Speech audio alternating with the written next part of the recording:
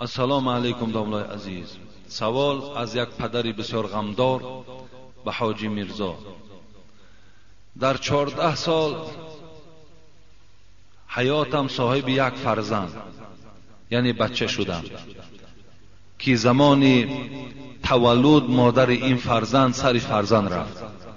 خیلی عذاب و غم داشتم، لیکن غم و دقتم را با این فرزند بی مادر خاموش میکردم.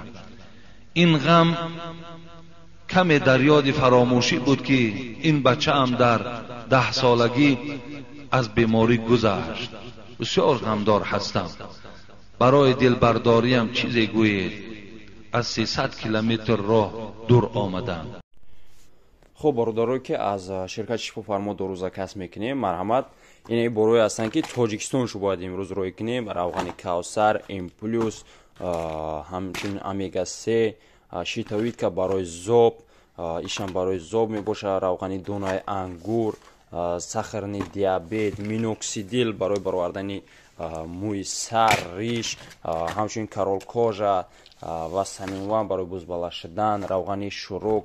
همین خیلی دروی هسته که این روزه زکات شدگی تاجیکستان. ما هر روزه تاجیکستان بروی میکنیم. طریق سمالیات کدومی میتونه لازمش باشه زکات کنه. هر روزه رو میکنیم. تاجیکستان 2-3 روزه میرسه.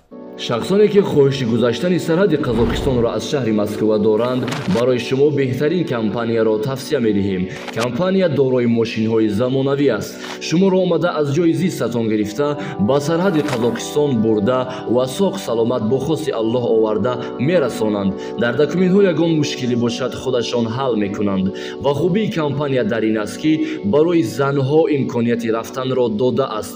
با ماشین‌های مخصوص و راننده زن باشد و از نام شبکه دکتر بختیار گپ زنید برای شما تخفیف کرده می شود. معلومات بیشتر بر رقم‌های روی اکران بوده تماس بگیرید. التماس جوابش را گردانید. السلام علیکم حقی حاجی میرزا. در ناحیه باختر در قشلاق اوانگرد با اجازت رئیس محله و مؤذن مسجد در داخل مسجد پیله پرورشی کرده ایستاده اند. ممکن است یا نه؟ با همراهی رئیس محله و مؤذن مسجد در داخل مسجد پیله میکنم. پیله آیا همین در مسجد جایز است یا نه؟ حبیب خدا شب معراج حکایه میکند که عرضت علی اعمال امتی حسنها و سیئها فوجدت فی محاسن اعمالها الاذى یماط عن الطریق ووجدت فی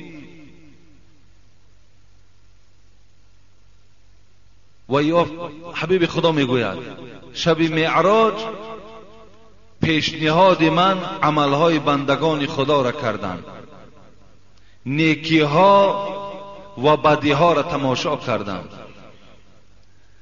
از همه اجر بلند حبیب خدا گفت و ثواب کلان را یافتم در همان عملی که از قد راه چیزی را که به مردم آزار میدهد دور کنی. هر چیزی را که از سر راه دور میکنی حبیب خدا گفت این بهترین اجر دارد. از همه اجر بلندترین انا در همین است. گفت و وجدت فی مساوئ اعمالها النخاعة تكون فی المسجد لا تدفن. رواه مسلم. حبیب خدا گفت از همه گناه وزنین ترین در عملی هست که انسان وارد مسجد می شود و در مسجد توف می کند. وقتی انسانی که در مسجد توف می کند و توف خود را نمی پوشاند، گفت از همه وزنین ترین گناه را در همین دیدم. گفت این مسجد برای عبادت است. مسجد برای ذکر پروردگار است. باور که خیلی ناکس و خیلی بی انصاف انسانی بوده است که در داخل مسجد آمده پیله میکنن. پیله آخی دوره های پیش نیست که این مسجدها را گوییم که به عاقلخانه و به دیگر تبدیل دهند. و مسجد باید از خانه دیده تازه تر و از خانه دیده خوشبویتر باشه. نخواد داخل مسجد آورده پیله گذاری. مردم بغیرت است. مردم بیچاره گویم زبان کوتاه است. و الا این گونه مؤذن وای حق اذان دادن در مسجد ندارد. وای حرام میکند این گونه مسجدی را که در اون مسجد اذان میگوید زمانی که در داخل مسجد پیله ها را میارد و میگذارد. این خیلی بیرحمی و بی انصافی است.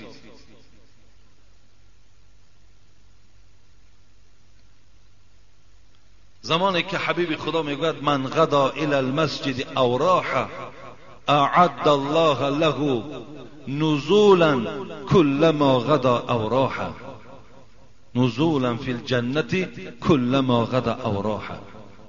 هر انسانی که سحر یا بیگاه قدم زنان به سوی مسجد می آید، پروردگار برای این گونه انسان به خاطر که وی مسجد می آید دسترخوان در جنت آماده می کند. برای شخصانی که مسجد دوست می دارند، برای شخصانی که مسجد احترام می کنند، برای شخصانی که قدم زنان به سوی مسجد می آیند، خداوند به خاطر مسجدش برای می آمدگی و حرمت می کردگی انسان ها دسترخوان در جنت می پرتاید. خیلی بی انصافی هست، خیلی بدبختی هست.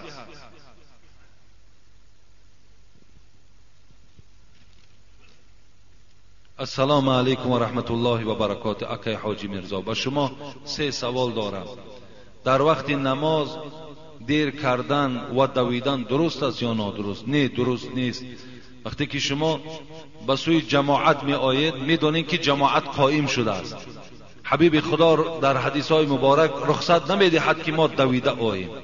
آهسته آهسته قدم زنان به سوی مسجد می آییم. در هر قدم من حسنات میگیریم. اگر آمدیم و نماز تمام شده هم باشد خودمان تنها هم که گذاریم همون ثواب جماعت ما و شما میگیریم. فقط به سوی جماعت ندوین. ولی بسیاری آدمای هست که بسیار دویده می آیند. همین دویدن به سوی مسجد پیغمبر خدا من کردن، ندوین گفتن. قدم زنان آهسته آهسته به مسجد آیید. در هر قدمتون حسنات میگیرید. اگر دیرم که کردین ثواب جماعت شما برخوردار شده. خلاص شما مسجد بیایید. موی دراز ماندن جایز است یا نه؟ حبیب خدا 3 طریق موی سر میگوید جایز است. حتی که از همین گویم بین گوش هاشم تا بین گوش ها را موی سر پیغمبر دراز بود. در دیگر روایت از همین نرمی گوش پایانتر بود. در بعض روایت حتی که در شانه هاش می رسید. از این خاطر من کان له شعر فلیکرمه، کسی موی سر دارد موی سر اکرام کند، تازه کند، خوب نگه دارد، باکی ندارد. فقط به ترتیب آرد، فقط پاکیزه و تازه باشد.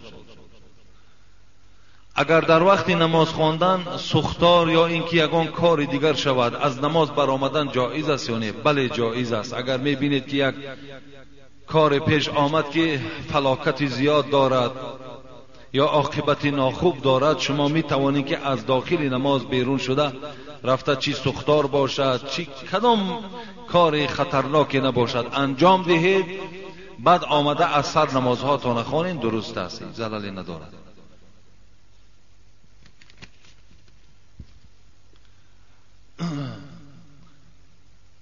السلام علیکم داملای عزیز. سوال از یک پدری بسیار غمدار به حاجی میرزا. در 14 سال حیاتم صاحب یک فرزند یعنی بچه شدم که زمانی تولد مادر این فرزند سر فرزند رفت. خیلی عذاب و غم داشتم، لیکن غم و دقتم را با این فرزند بی مادر خاموش میکردم. این غم کم در یاد فراموشی بود که این بچه هم در 10 سالگی از بیماری گذشت بسیار غمدار هستم. برای دلبرداریم چیزی گویید. از 300 کیلومتر راه دور آمدم. دنیا در نظرم گشته است و تماما آرام نیستم. داملای عزیز، اعوذ بالله من الشیطان الرجیم. و ما اصاب منکم و ما اصاب من مصیبت الا باذن الله. برادری خیلی عزیز و گرامی، الله در قرآن میگوید هر مصیبتی که به سر فرزند آدم می آید یقین داند که به اجازت من می آید. هر حالتی که شما روبرو می شوید الله می گوید برپا کننده همون حالت من هستم. از این خاطر یگانه ما باید در قضای پروردگار فقط راضی باشیم. به جز راضیگی دیگر ما هیچ قوتی نداریم. حضرت عباس روایت میکند در کتابها که مثل این پدر گویم میوه دل خودش گم کردگی، وقتی که سفر دراز کردن و وقتی گشته آمدن به خانه، از پیش راش یک خوش خبر یک شخص برآمد. گفت ای عباس، ای ابن عباس، میدانی که در خانه تو مصیبت شد. گفت چی مصیبت آمد؟ گفت همو فرزند یگانه ای که داشتی، همو فرزند یگانه از دنیا گذشت. ابن عباس که خیلی سالهای طولانی فرزند خود ندیده بود، از پایان شد، میگوید طهارت کرد و نماز خواند. وقتی این مرد عملهای ابن عباس دید در حیرت ماند. گفت ابن عباس، من تو را به مصیبت گفته ایستادم، خبر مصیبت میدهم تو باشی نماز میخوانی. گفت ای بی خبر، پروردگار در قرآن میگوید یا ایها الذین آمنوا استعینوا بالصبر والصلاة ان الله مع الصابرین. ای کسانی که ایمان به پروردگار دارید، وقتی که بالای شما مصیبت می آید شما یاردم این مصیبت فقط به صبر، فقط به نماز گذرانید. شما نماز خوانید، از پروردگار کمک و صبر در این مصیبت طلب کنید، خدا همراه شما هست. به این خاطر برادر عزیز و گرامی، بسیار خوب می شود که همیشه با نماز باش. هیچ وقت دلی خود از این دنیا خنک نگردان، هیچ وقت ناآرام نباش، هیچ وقت ناراضی نباش، بلکه همیشه شکرگزار به سوی پروردگار باش. همیشه با عبادت باش، از خداوند باز زنی صالحه و باز فرزندای خوب طلب کن. خداوند قادر است هر آینه برای تو از این دیده بهترش باز نصیبت میگرداند، از این دیده باز خوبترش برای تو نصیب میگرداند، اگر این معامله که خداوند برای بنده فرموده است اگر از این معامله دور نشویم. حضرت عروه ابن زبیر حکایت میکنند که بسیار وقتی که پاش درد میکرد، بسیار ناراحت که شد، ویم یگانه فرزند داشت، فریاد زد، گفت رو، گفت برای من طبیب بیار. گفت وقتی طبیب آوردن، حضرت عروه را ابن زبیر گفت یگانه این پای بریدن در کار، دیگر هیچ راه ندارد. عروه گفتند من تیار هستم. مرحمت گفت. طبیب گفت پیش از آنه که من برای تو یا پیش از آنه که این پای تو را من قطع کنم ببرم، باید که تو از این موادی که تو را بیهوش میکند استفاده بری. عروه گفتن هیچگاه من از اجر و از پاداش پروردگار خود دور نمیکنم، فقط حالتی که من التحیات میخوانم همین پای مرا بدوره. چگونه نمازهای عاشقانه داشتن.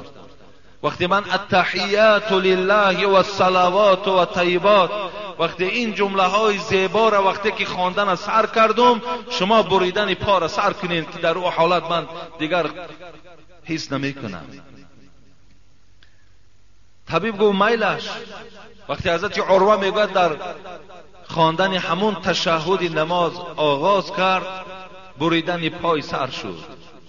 فرزندش که میگوید دیدن این حالت که هیچ قوت نداشت، در حال میگوید بیرون رفت و حتی میگوید از بیرونم بالا یک بانگ بلندی برآمد تا این جراحی پدرش انجام یافتن. وقتی که میگوید فرزند که خودش را گم کرد، حالت پدر را که دید بسیار ناراحت شد، شاید که یگان دورانی سر شد، میگوید و از همو بلندی آمده در زمین زد. شریکانی میگوید عروه در بیرون بودن، در حال میدوند میآیند که بچه عروه از دنیا گذشت. خود در درون خانه جراحی دارد، بیرون فرزندش از دنیا گذشت. دو مصیبت بالای عروه آمدند. لیکن دوستان خدا را ببین چگونه این مصیبت ها را استقبال میگرفتند. وقتی کار انجام یافت، رفیقای عروه میگوید خانه در آمدند. گفتن عروه، گفتن ما برای تو تعزیه بیان میکنیم. گفت بهر چی؟ آیا بهر همین پایی که از من بریدن؟ این پایی که بریدن پای دیگرم وجود دارد، دست های دیگرم وجود دارد.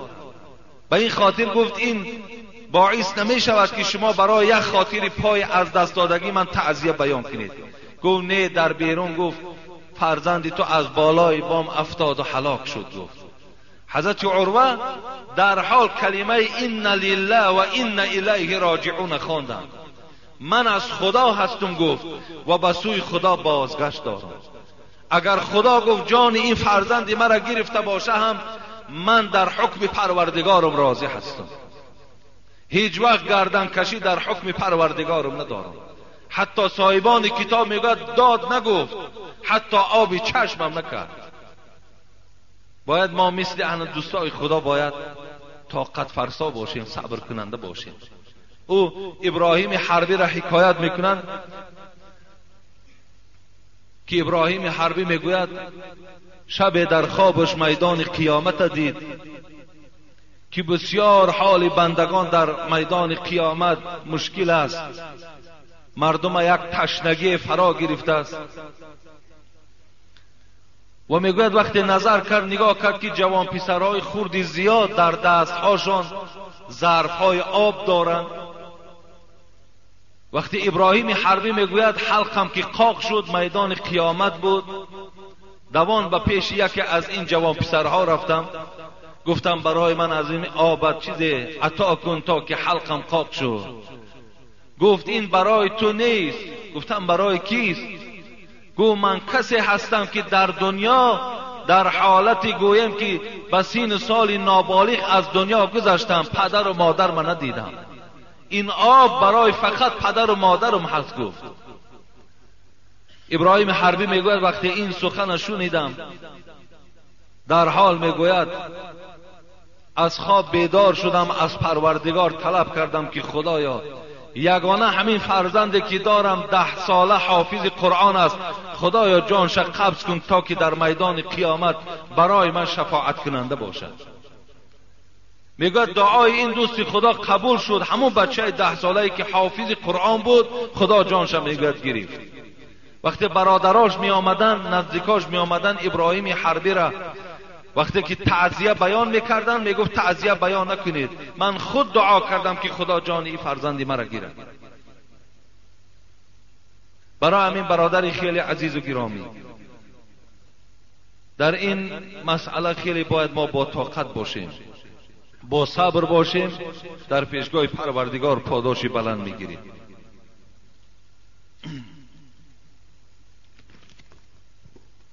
السلام علیکم داملای محترم.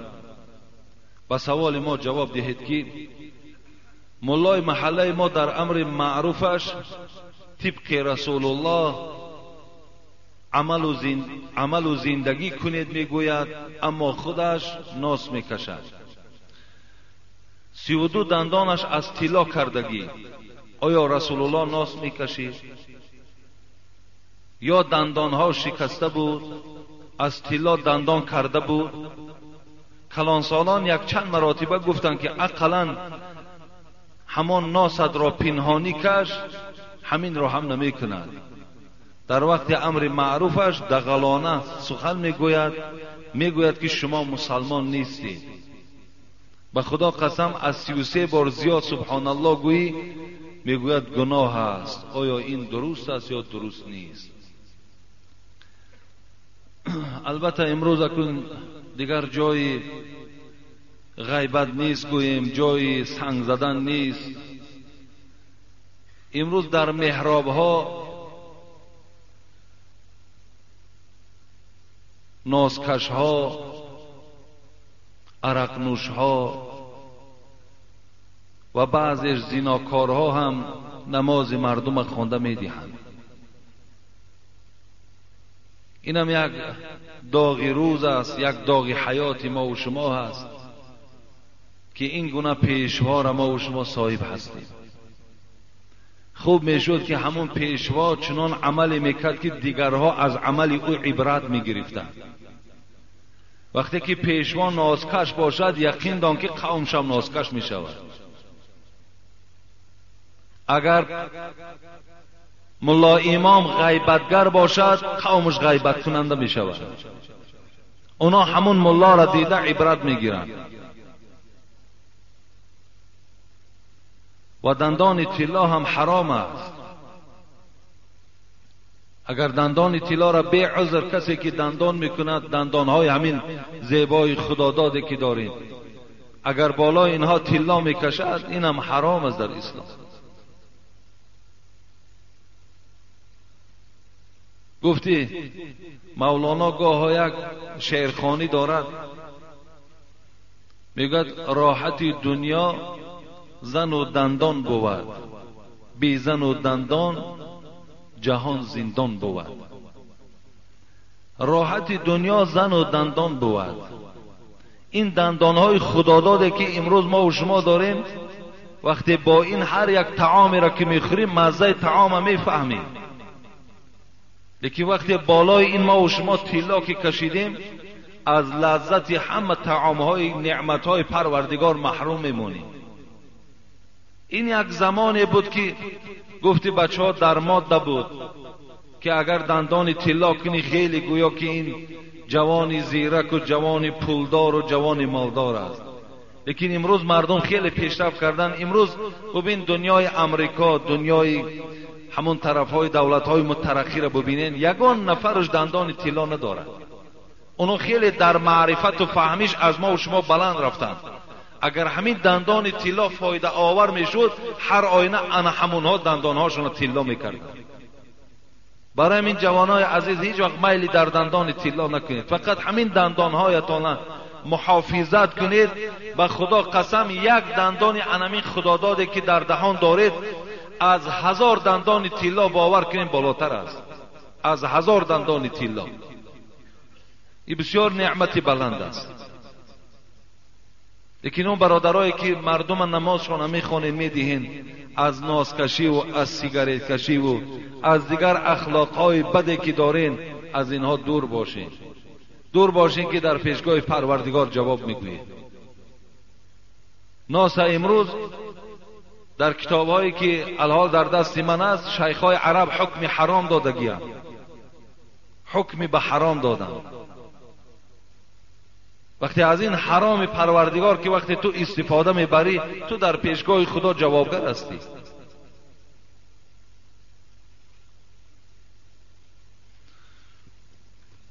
داملای محترم، سوال من همین است که اگر شخصی در وقتش با کدام سبب روزه ماه شریف رمضان را نگرفته است، میخواهد که قرضهایش را گیرد، همان روزی که روزهش قرضی گرفته است و با کدام سبب همان روز روزه را خورد، آیا کفارت می شود؟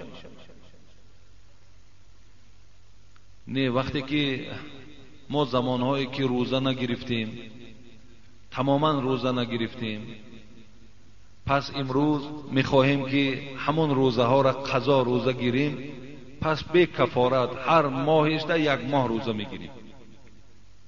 چند سالی که خورده باشیم، 5 سال خوردیم، 6 سال خوردیم، اگر چنده که کفارت معنای این ندارد که در 1 روز 61 روز باید روزه گیری.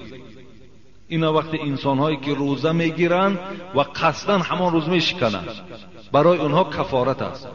لیکن برای کسانی که تماما یک ماه را روزه نگرفتند، نمیفهمیدند، ماهیتش نمیدانستند، ثوابش نمیدانستند، امروز که آگاه شدن میخوان که قضا گیرند، در یک ماه روزه گیرید بس از کفایت میکند.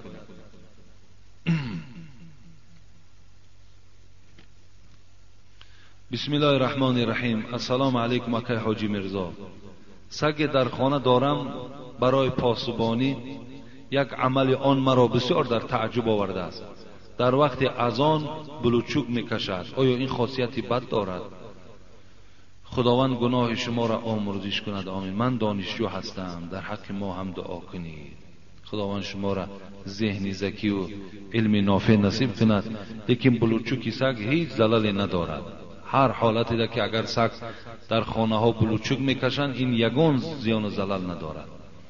السلام علیکم اکای حاجی مرزا. من یک نفر مخلص شما. من بیمارم، آب بر روده ام ضرر دارد. من فقط این خیل طهارت میکنم. خب به خاک خاک کرده و دوامش را به آب میکنم. نمازم میخوانم. با همین خیل طهارت نماز جماعت، نماز جمعه و قرآن خوانم چی میشود؟ التماس روشنتر فهمانید ضرور است و دعا کنید که خداوند عبادت های مرا به درگاهش قبول کند، ایمان کامل نصیب گرداند. خداوند شما را ایمان کامل و همه عبادتاتان خدا قبول کند. این کس از بابی بواسیر سوال است. گیمرای ما شما میگوییم اگر در کدام شخصی که همین گیمرای وجود داشته باشد و یقین است که رسانیدن آب به او ضرر دارد، در این حالت ما همون موضع را خشک میگذاریم، ترکش میکنیم، آبش نمیرسانیم، دیگر موضع ها مانده آب رسانیدن، نماز مانده خواندن میگیریم. یگان زیان و ضلال ندارد. در کجای شما اگر زخم باشد و آب در او اگر ضرر کند، همون موضع را ترک کنید، همون موضع را خشک گذارید و دیگر موضع هاتون را به آب شوید، نمازتون درست می شود. در هر جایی که از شما اگر آب زلال داشته باشد.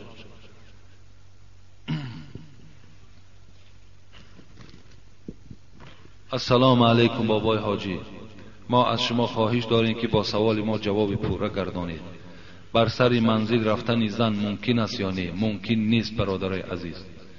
کدام شما اگر زنهای شما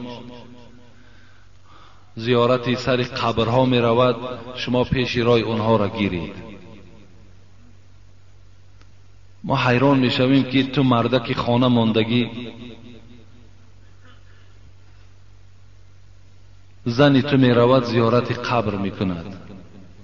این خیلی تعجب آور است. کجا می رود زیارت می کند؟ برای زن زیارت بهترین زیارت شوهرش است. شوهرش زیارت کند. اگر از همینجا خسته رفته رسول اکرم در روضه مبارک زیارت کرده، آید شوهر از او راضی نباشد، در قیامت این زن بدترین زنهای میدان قیامت است. برای زن از همه ده بهترین زیارت کننده فقط شوهرش است. این دروغ است که یک دسترخوان نان و یا که یک دیگر تایکش کردگی و بعد مزار به مزار و قبر به قبر میگردد. زمانی که آلی شوهرش از او راضی نیست یا شوهرش درک ندارد، زیارت زنها را تمام صاحبای کتاب منع کردن، گفتن جایز نیست رفتن شما به قبرستان. می توانند در همون خانه نماز خوانند، به هر کسی که اخلاص دارند در حقش دعا کنند، دعاش خداوند به حق همون دوست خدا بزرگ خدا می رساند. کاش که اونها باز زیارت قبرها روند، حالت اونها را می بینی به خدا قسم همون صاحب قبرم در همون موضعش بیچاره ایستاده نمیتونه. پیش از آن یک تو زیارت قبر می روی، اول یک سر اندام تا تماشا کن، اول یک اخلاق تا حمیده گردان، یک بهبودی در عبادتت پیدا کن. و الا جایز نیست برای تو. بهترین زیارت برای زنها این شوهرهاشون نیست. شوهرهاتون احترام کنید، به قدر شوهرهاتون رسید، این از زیارت شما. شوهر راضی، یک بار تبسم در بالای شوهرت که حبیب خدا گفت خداوند کلی گناه تا میبخشد. یک بار تبسم بالای چهره شوهرت کن، خداوند همه گناه تا میبخشد، به خاطر که تو دل شوهر راضی کردی. حالی بعضیش میشال شوهران ناراضی، شوهرها گویم نسبت چون نفرت دارن، بعد شب یا تهجد میخونه یا که 5 وقت نماز میخونه یا روزه میرم چیزی از داره یا روزه دیگه دارن، با او روزه را میگیرن. برای تو روزه و برای تو حج و برای از همه این عبادت ها دیدم، اگرچند اینها هم در گردنت اگر مالدار و شرایطدار باشی فرض است، لیکن از همه این دیده برای تو ثوابتر حرمت شوهرت نیست. حبیب خدا اعظم الناس حقا علی المرأة زوجها گفتند، بزرگترین حق بالای زنها این حق شوهرهاشون نیست. امروز سوالهای در من می آید که زن من مرا دشنام داد در دهانم، آیا طلاق در بین ما واقع میشه؟ خاک بر دهن هم تا زنی که دهن شوهر که نام گیری باید دیگر چی زندگی هست؟ این یک بدبختی است. اگرچند که من نمیتونم گفته شما را که طلاق شان دهید، لیکن آخی از این در زندگی تلخ دیگر وجود ندارد. وقتی دهن شوهر نام گرفت، وقتی دهن پدر و مادر تا نام گرفت، دیگر این چی زندگیش میماند؟ برای همین بهترین صورتش همین است که شوهرهاشون را زیارت کنند، شوهرها را راضی کنند، خسر و خوشتامنها را راضی کنند، پدر و مادر خودشون را راضی کنند. انا این است بهترین زیارت برای شوهرها. دیگر هیچ حاجت نیست که اونا مزار به مزار، قبر به قبر سیر گشت کنند. و آخر دعوانا الحمد لله رب العالمین. این سحر یک برادر ما هم بختیار و عبدالکریم که برادر عبدالکریم در شهر پیرمی مسکو هست و برادر بختیار در همین شهر کولاب است، برای ما یک مبلغی برای همین مسجد دادن که شکر که همه قرض هامون هم میکنیم